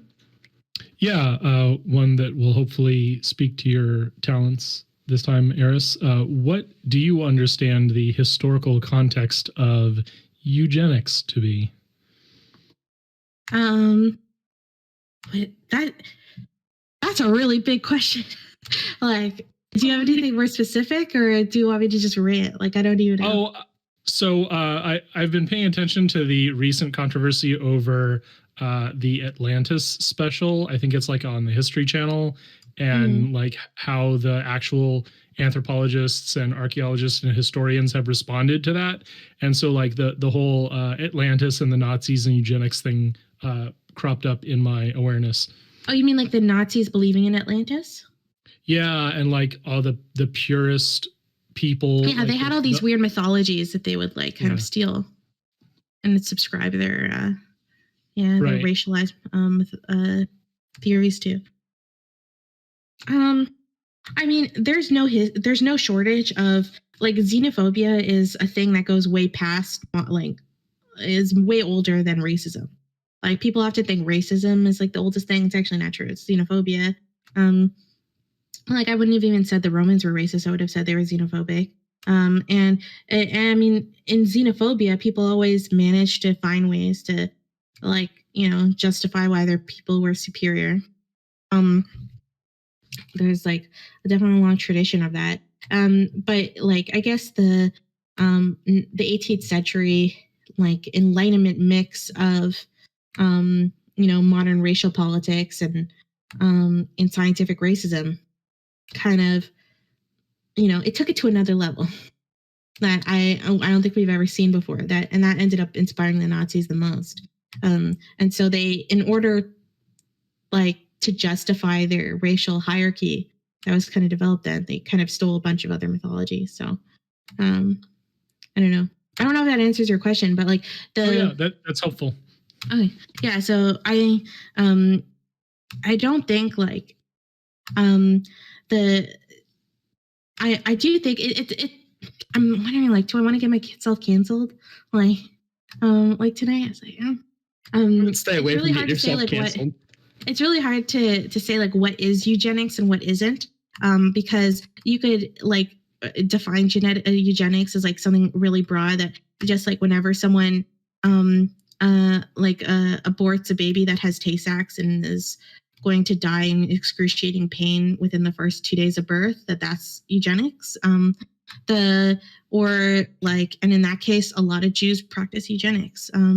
But we can all recognize that's on a different level to what the Nazis were perpetuating. So like, I don't know. It's a hard subject. No.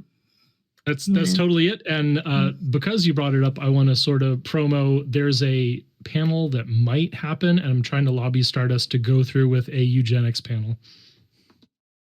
Sure. Cool. The next question we have is from Jola. Jola, what's your question for Eris? You are muted if you didn't know. Hello, is my microphone sounding normal? Because I'm told all the time it goes robot mode when I don't want it to. So does it sound normal? As normal as I expect it to sound, yes. Okay. What's up, Eris? Hey. How much you? Jola, I just hopped on here. Tom said you were doing this, and I wanted to ask you a couple questions about populism. I stream on YouTube. I think we might have interacted on Twitter a couple times. I'm not really sure. Oh, cool. Hopefully I was nice. I don't. Was it nice? I forget. But oh no. Anyways, what's your general view on populism? Do you see it as a positive or a negative? And when I talk about populism, I come from a position where I used to be like a really big Kyle Kulinski, Jimmy Dore fan. I used to watch The Hill. I used to be about like, the elites are against us. We need to rise up from the bottom as people and all that stuff. But when I talk about populism, is it good or bad? I'm in the sense of, if a Bernie Sanders says we need people to rise up and we need people to take on the 1%, is that a good or a bad thing? Because I think it can go. I think there's a lot of nuance to it. I agree. There's nuance. I would say that in the majority of populism, I don't like. But I do think it has its place and its use. There are instances, especially in the United States, where there is a ridiculous kind of 0.001% or whatever. That is like, when people think of wealth, they think of yachts and multiple mansions. And what these people have is like so much more than that. Like it's more than anyone could even like consider or understand. It's like such a crazy disparity. So I kind of understand the need for populism in that situation. So like, I understand Bernie Sanders being frustrated with that. But at the same time, I find that rhetoric kind of dangerous. I just immediately don't kind of like it, a lot of it. Especially when people are talking about like elites and the 1% and millionaires. And it just, I don't know, like it might be my bias as a Jewish person, because a lot of that stuff ends up being like a dog whistle for Jewish stuff. But at the same time, it seems like in general, we tend to place a lot of blame on upper middle class or upper class people and not top class people that are actually the problem. Like people are upset. We're upset at, what's his name? Oh my God. Hassan, for buying a $2 million house, like in California. And I remember thinking, I was like, holy shit, you do not know like the amount of the houses that people are buying in California. Like that's like nothing in comparison. I understand the labels of like hypocrisy with that. But I think people tend to focus too much on on that stuff, and I don't know, it could be a little alienating. Yeah, so I tend to not, and also when people say like from the ground up, it's so vague. And a lot of times it sounds like vigilante justice to me. Like there was someone that I was talking to once, he was describing that they take care of fascists from the ground up. Oh, Defnot, thank you so much for those tons of gift subs. So they were saying that they collect lists, and so they have like this ground up operation to deal with fascists, right? And I've seen the same thing. I've seen the same thing with pedophiles. And where they deal with it from the ground up instead of letting the elites handle it. And in reality, like sometimes people are elites for a reason, right? Like because like they're smart, it's organized, it's more transparent. There's like it's an old institution that's worked through tons of problems of sexual harassment, and they created HR companies and all these things to deal with it, and they're bloated and big for a reason, right? And so you end up with those like these small ground up organizations, and they end up having tons of problems with being corrupt and all the things that happen with things when you do it from the ground up. And with like little transparency and sexual harassment and stuff. I mean, look at all these ground up, like that started as like these original, like small kind of against the mainstream gaming companies, and they're getting in such trouble for their cultures now. So I don't know. That kind of rhetoric often just sketches me out a little, but I understand why people gravitate to it. So I never like hate on people for gravitating towards it. Let me refocus this in a different way, sure. From like a historical perspective. So I want to see if you agree or disagree with the way I frame this. So when I look at populism, I see it as sort of like, I know Kyle Kulinski and even like Avash wants to say good or bad populism or like real or fake populism. That isn't true whatsoever. Populism is populism. But I do think that liberals can use populism effectively to like try and push a system to change. So there may be like a liberal sort of populist versus an illiberal populist. And I look back at like World War II, FDR, I know a lot of social democrats and everything, and everybody today wants to look back at FDR like this lover of freedom and democracy, but he really was, and he can be considered an authoritarian, like populist type figure. Like we had populists rising up all over the globe. And the only difference between like a FDR and like a Mussolini and like the Nazi party, although they shared similar rhetoric, was their value system. They hated civil liberties. FDR believed in civil liberties, at least, for that time. And also he believed in a liberal democracy. So when I look at someone like Bernie Sanders, when I look at populist energy in general, I see them at points in history, or even the 1960s civil rights movement.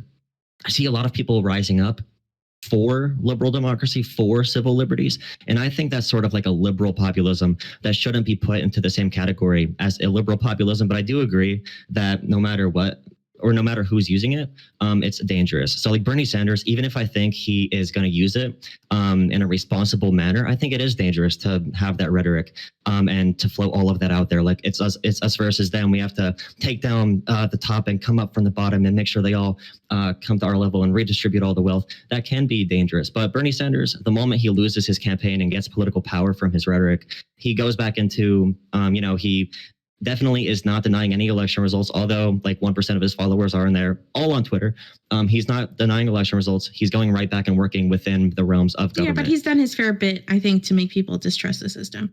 Yeah, sure. But I think that was, he used, I would say he effectively pushed the Biden admin to more, at least more positions of advocacy on these issues. Sure, no, I agree with that, right? But I feel like he could have done that without the populism.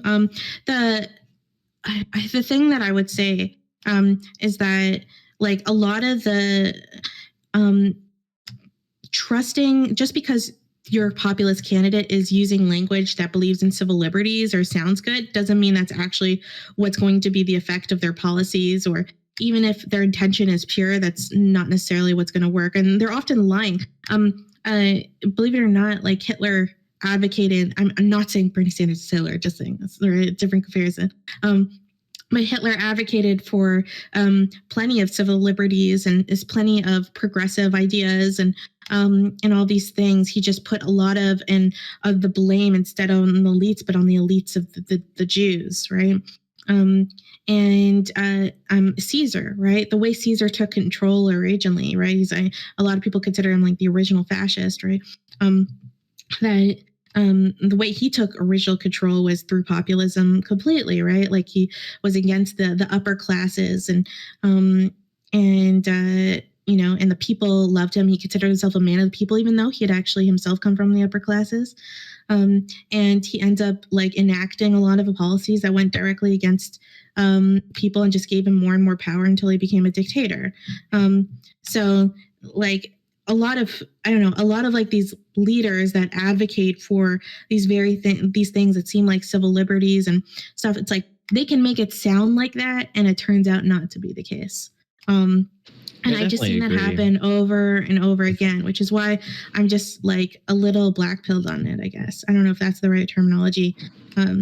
Yeah, I understand, especially with some of the rhetoric. I assume you believe that Nina Turner's rhetoric after she lost was anti-Semitic when she said the evil money that came in. I honestly don't have Did you ever see that clip? I have no clue about Nina Turner. I've never really listened to her stuff. Okay, if you ever saw that clip, it was literally like, because a Democratic organization from Israel donated to her opponent, and she said the evil money came in to defeat me. Although she calls all money evil, it did seem a little bit weird. But I'm just this is more of an extended conversation, and I don't want to take up too much time. Maybe we could have a more a better, more nuanced conversation in the future, because this is like a lot of years to go over, and we could probably have an hour-long conversation about the past 2 years alone, or the past month alone. But I just look at. There's a book, I forget the name of it, but it envisions, or it looks at the United States, because at the same time when populism and far-right movements were in all throughout like Europe, we did have our own movements in the US. And it's theorized that if we didn't have like a strong man that did believe, and I know you said people can lie about it, but FDR did believe in like liberal democracy. If we didn't have that strong man at that point in history, I don't think FDR is a populist, though. I don't think. Oh, you don't. Okay, I think that's why I think he's a liberal that used populist rhetoric, and I also think that Bernie, he's more of a liberal now than he was 20 years ago, but I think he still is at the core. They believe in. Like, we need to go through elections, we need to maintain civil liberties. We need to make sure we maintain our country as it is. We shouldn't bow down to the pressure of like dividing our own people. Although FDR did do a lot of bad things for the era. But we could have a longer conversation about this later. I don't want to go into a whole nother thing about it, but yeah, so thanks. Jola, I appreciate you coming on. I appreciate your questions for Eris. With that being said, I have noticed that people have come to my back as the Italian here. There is a question that, do you believe the ancient Greeks should actually be counted as the original white people, not the Romans or Italians? That's actually a good point. I'm sure the Greeks would like that. Like, I've actually met a lot of white supremacist Greek people. So, maybe in a way, yeah, they are the original. They are the original. So, okay. I guess the Greeks didn't colonize and imperialize like the world at the level that the Romans did. The Romans were really like the first Western power to do that. So, and they really created the concept of the West. I think normally when people are talking about white people, they're talking about the West. That's what they really mean. You make some valid points. So with that being said, Hypertroller is back. Hypertroller, do you have another question for Eris? Yeah, I guess I was just gonna a little conversational explorer on like when Russia was expelling a lot of the Jewish people into Western Europe in like the 1880s and 1890s, and how that kind of led up to a World War II and anti-Jewish sentiment across Europe. In like on how like that led up to. Sorry, can you repeat the question? Yeah, like how like the rising tensions in Russia leading up to both the revolution and World War II, like the expulsion of the Jewish people from Europe in the 1880s and 90s led to anti-Jewish sentiment in Europe and ultimately Germany. Yeah, I think it's significantly connected. I mean, anti-Semitism in Russia was particularly horrible. It was one of the reasons why so many Russian Jews escaped from Russia and went to Germany. Germany was considered a haven for Jews. It's one of those like weird, sick ironies. It's like, it's one of the reasons why Jews get so frustrated when people say like, oh, like, why are you guys complaining? You guys are now considered white. Like, you know, like you're basically not a minority anymore. And it's like, Jews have learned that the minute they have so-called assimilated and achieved, you know, it's like achieved non-Jewishness in terms of, and like escaped anti-Semitism, that's when it suddenly becomes extreme. They've learned not to trust it because Germany was so like accepting of Jews as like the haven for it. You would have never guessed the Holocaust would have happened in Germany, like in the 19th century. Yeah, you would have guessed it would happen in like France or Russia. So yeah. So I definitely think it's connected. Unless they were expelled out of Russia, like the mass influx that happened with the expulsions is what spurned that kind of anti-sentiment. And then I guess like as a follow up to that, how like a lot of Israeli people in Israel now are kind of pro-military or seen more like right-wing today when before they used to be strongly pro-labor in like the 1940s and 50s and 60s. But they've eventually learned over time, you know, we want to live, so we kind of have to be more like pro-military and like less pro-labor. Well, you know what? They don't necessarily oppose one another. Originally, even during like labor Zionism, they were still very pro-military.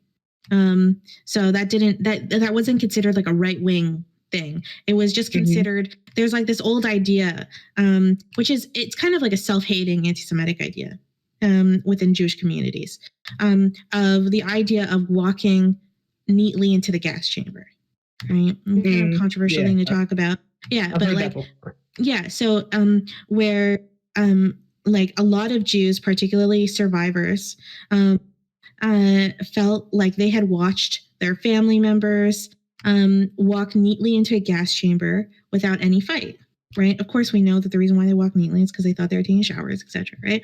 But like, and so a huge part of the way Zionism kind of sold itself, you know, particularly to Holocaust survivors, was like, you know, the time for Jews walking neatly into gas chambers is over, right? Like, this is the time that you finally fight for yourself. And that mentality is still very strong within the IDF and Israeli culture. Yeah, and kind of it hasn't really had time to fade because of like the different types of conflicts that have happened. Like when the Jordanians came in, I believe in the 60s and 70s, and they took over Jerusalem and they expelled like everybody. They expelled all the Jewish people, all the Christians and stuff.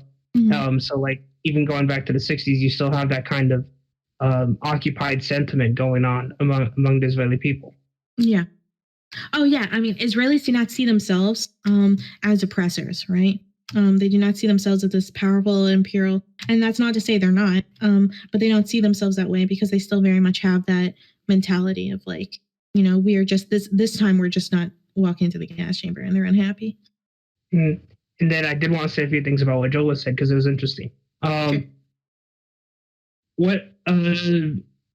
So like regarding like FDR and populism during like that time period in America, it's labeled as the progressive era. The progressives and the populists were distinct in ways. The progressives just kind of hijacked a bunch of the populist rhetoric and were able to latch themselves onto that wave and grow substantially. That's how like FDR was able to remain in power, and all the measures that the progressives wanted, like Social Security, retirement systems, and stuff like that, were able to stick because they were able to hold it out for like a 20, 30 years in a generation. Like the entire time that retirement was trying to be implemented, it was resisted. And then it took like 30 years for it to be accepted. It's just like people try to fit like populism and progressivism almost in the same tin, but at a time period it wasn't really that. Yeah, no, I agree. It's unfortunate. I don't know too much about American politics. I think I only took one course on it in university, so I probably don't know more than the average like person about it. Like, my extent of American history, like the larger amount of knowledge relates to Jewish American history, or American history in regards to like World War I or II, etc. I appreciate your questions, Cybertroller. We've got a lot more questions to go through and very limited time. So I appreciate you coming up here and asking your questions. I do have a question before we move straight on to Neo. The question is, which Disney princess was the best and why? I love this question. It's hard to say, right? Because my hipster instinct wants me to go for the Disney princesses that people hate on all the time, like Cinderella, where Cinderella was always like lobbied as like this terrible, like, you know, anti-feminist icon. She gets like rescued by a prince and just like waits around for rescue, and that's like her only dream and all this stuff. But in reality, like Cinderella is like the story of a strong female mother figure, the fairy godmother, right? And it's also, I feel like people hate on Cinderella because she has stereotypical feminine qualities, like she's nurturing and kind and docile and quiet and loyal and truthful, and like those things are seen as like lower quality because I mean they're not masculine, I guess. And so they're like seen as like a bad thing for young girls. But I think being kind and nurturing and all those things, like, those are very great qualities. And yeah, and it's really shitty that like we kind of look down on them as being like somewhat feminine.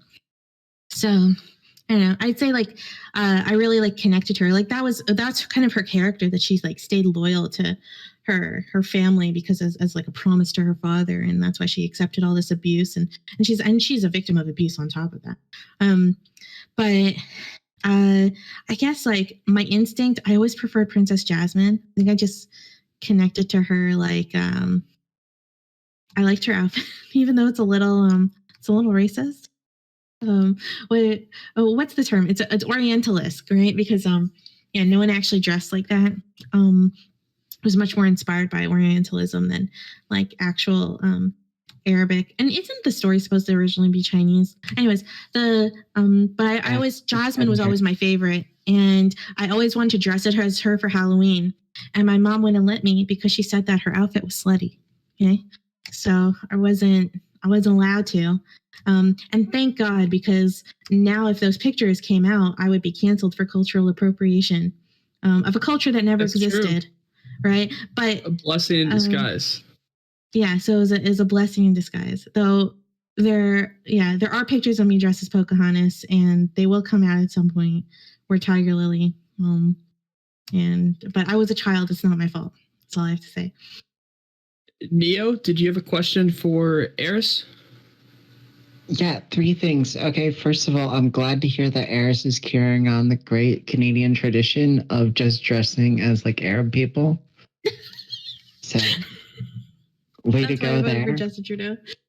Yeah. 2, like, yeah, definitely. The original story of Aladdin took place in China, so it's really weird to see it always depicted as Arabia. 3, I'm going to have to step up here and be like the honorary Italian defender, despite like being nowhere from around Italy, and say that like, how can you say that the Greeks were not like more expansionist than the Romans when legitimately one of the most famous Greeks wept because there were no more lands to conquer? Yeah, but that was just because they were bad at exploring in comparison. But Alexander the Great like conquered so much land. Yeah, he did. He did, but he didn't establish like a long empire as a consequence of that.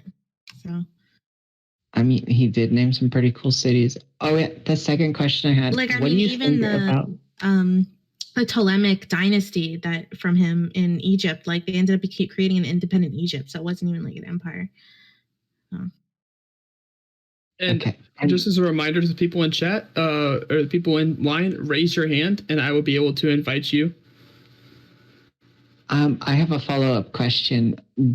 What do you think about compulsory education for K through 12? Is it compulsory? Like you have to go? I would say I agree with that. Yeah. Okay. Yeah, I was gonna say like mandatory education, like everybody has to go to Degrassi and meet Drake and everything else, like the whole story. Yeah, that sounds like a non-toxic thing to do, and yeah, sounds like a great thing. I don't know. I'm very community oriented. In my instincts, like I like communities, and I like communities working together, and I like so when someone, so like I'm very non, like there's like an American attitude of like, wanting to, like have your guns because it's your right and all about individualism. And I'm not an individualist at all. I might be like the Borg in Star Trek. All right. That's an interesting rebel. Anyways, thank you. Okay. I appreciate the questions, Neo. I do have one more question, then we'll get to Hans, and then I think that will be the end of it, and we'll do our outros. So the question I have is, what does your family think of your career? Well, I've tried to explain it to them. It's really awkward at like dinner party stuff when people are asking like what I'm doing. And they want to see the channel. I have to show them that I'm like a cartoon and stuff. And they'll be like, wait, that's like a cartoon version of you. And I'm like, yeah. And they're like, it's talking. I'm like, yeah. And they're like, is this for children? I'm like, so I've tried to explain it. I feel like my brothers kind of made it sound like I'm not allowed to use the word prostitute anymore. It's a sex worker. And I've tried to explain that's not what this is, no matter how much I try. But I don't know.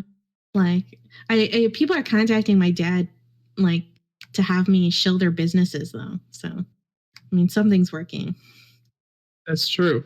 Hans, did you have a question for Eris? Yeah.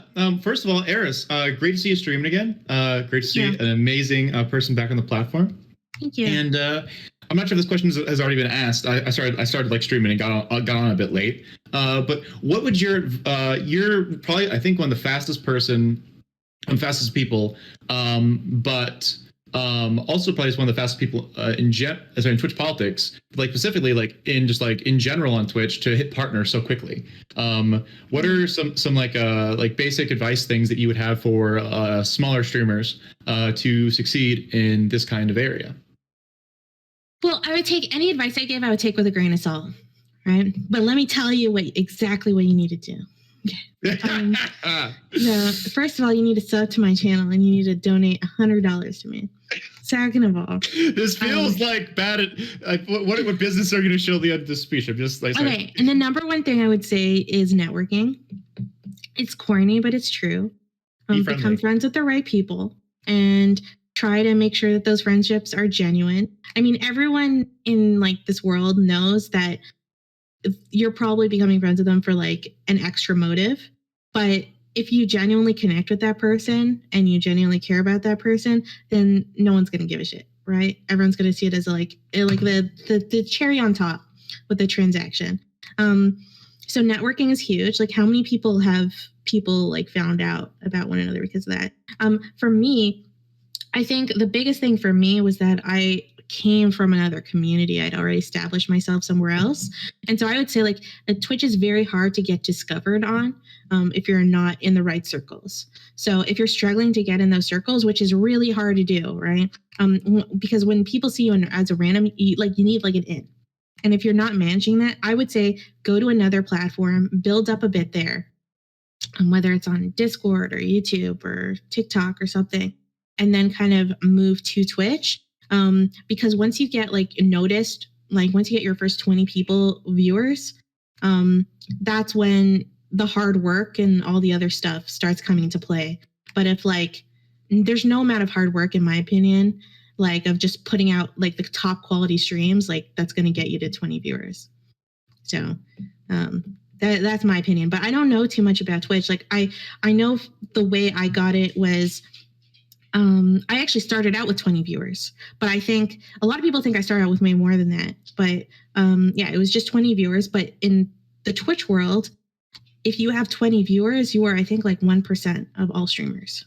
Wow. Right? Like, yeah, it's so rare. It's so rare to have more than two viewers. Like, so if you're a streamer, you're already like, yeah, you're already somewhat successful technically.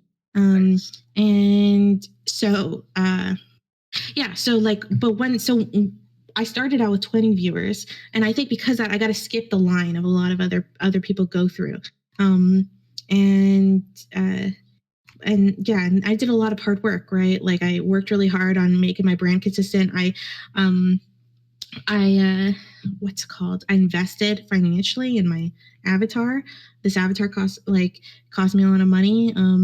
I invested in like branding.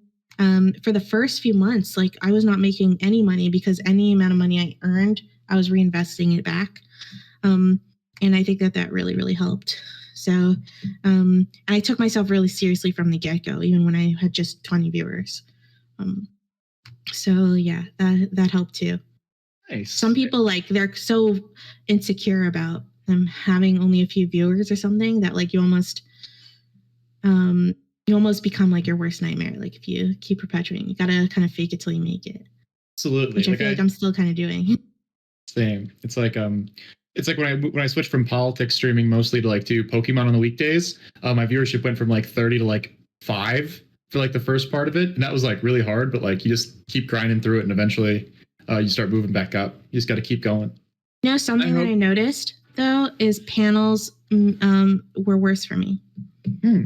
Yeah, panels made me lose viewers. Panels were not good for my growth. So, like, I mean, unless you get on a panel with like a huge name like Destiny or Vosh, sometimes they earn you more enemies or something than is useful. And it's not fun having enemies on this platform, as I'm sure you've learned. It's not enjoyable. So, I think the biggest time I grew was when I really leaned into like my strengths and did my own thing, like storytelling and all that stuff. So I lied. I hope that this helps young streamers and streamers that are new to the platform. Thank you, Hans, for the question. It's much appreciated. There is one additional question past that, and this is coming from Tom. Why are you a monarchist? Oh no. Oh, she's gone. Oh no. Okay. Well, thanks so much for the AMA. It's been great. I really appreciate this platform. No, Eris, let me use my trademark debate tactic. Are you a monarchist? Yes or no? Okay. What I will say is that I am an immigrant to Canada, and Canada has a constitutional monarchist system, and I see its value and I respect it, and I swear an oath. There. So I have some reasons why I like exploring for fun. So Vox themselves had an article on why the Trumps would be a good first monarchy for the United States of America. Do you think that the Trumps would be a good first monarchy? No, because the way a monarchy stays relevant in the modern era, since they're not a military force anymore. The way they stay modern is being like moral leaders, and especially with religion playing less and less a role in people's lives. I think like a monarchy can really step in to the place of being like the cultural, the community, the moral, like leaders of the community. And I don't think that like a buffoon like that could lead that. So. All right. I do want to thank everyone that helped out with this. I want to thank Neo. I want to thank Tom. I want to thank Samantha, and I want to thank the Twitch Politics Discord in general. Again, this is coming from the Twitch Politics Discord. I will post the links in chat. So if you guys enjoyed this, or you guys want to get to know people, whether it be streamers. Absolutely true. I hang out here sometimes. Yeah, it's a great place for new streamers to come and meet Hans the Farkir, meet the Sprouticus, meet Eris, meet Tom, meet Samantha. There's all kinds of different streamers, Carl in here. So it's a great place to kind of meet everybody, and a great place to network, and a great place to get yourself seen. So I'm going to go ahead and post that link again. If you guys click on that link, you'll be able to join in. And if you're a new streamer, kind of just get your voice heard. But other than that, guys, I'm going to give Eris a outro, and to kind of let her kind of give her own outro and where you can find her at, and Twitter, Twitch, wherever she does stuff. Instagram, I don't know if she has an Instagram or not, but I'm sure she'll tell you. So Eris, go ahead.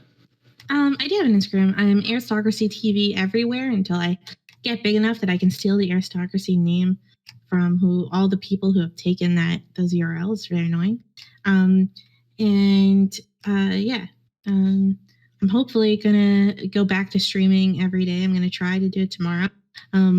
I've been kind of battling a relapse of depression lately, so but I feel like I'm on the other side of it, coming out of it, hopefully. So yeah, hopefully I'll be doing this on an everyday basis again. But yeah, thanks so much for having me. It was good to be here. It's great. I'm happy that you're finally feeling better. Thanks. Hey, see you guys. Have a great one, Eris.